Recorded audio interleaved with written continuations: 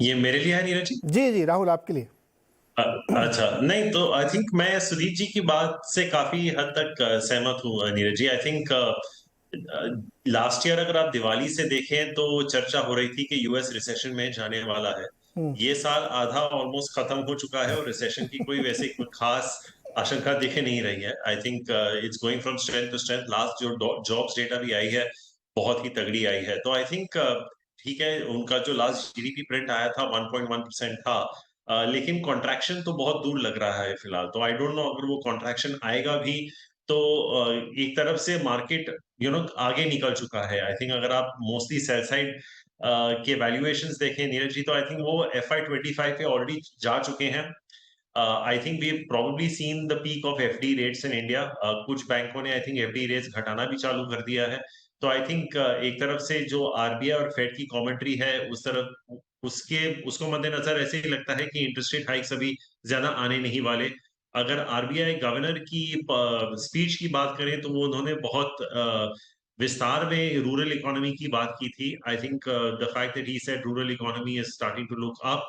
Corporate balance sheets की उन्होंने बात की जो कंप्लीटली ऑलमोस्ट डी लेवर हो चुके हैं। और जैसे सुदीप जी ने भी कहा था, मानसून की अभी प्रिडिक्शंस काफी हद तक नॉर्मली हैं। जो एलिनो की बात हो रही है वो टुवर्ड्स द एंड ऑफ सितंबर अक्टूबर हो रही है। तब तक तो वैसे भी हमारा ज्यादातर मानसून सीजन खत्म हो जाता है वैसे भी। तो आई थिंक एफआई फ्लोज की भी अगर बात करें Neeraj ji, I think last month बहुत ही स्ट्रांग था FI flows.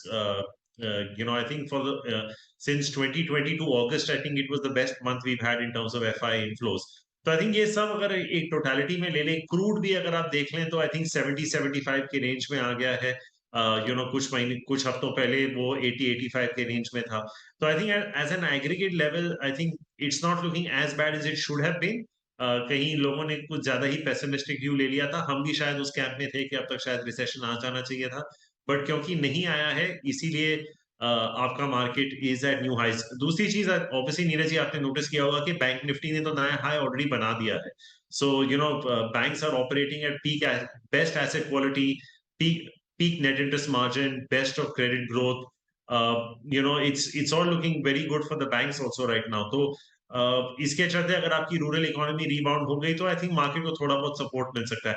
I am not saying it will not correct, लेकिन मुझे नहीं लगता ऐसी कोई भयंकर करेक्शन आएगी मार्केट में कि यहाँ से आपको 16,500 या 17,000 दोबारा मिल जाए। आई थिंक थोड़ी बहुत अगर इधर उधर आ भी गई, I think there is enough cash on the sidelines to be buying into every day.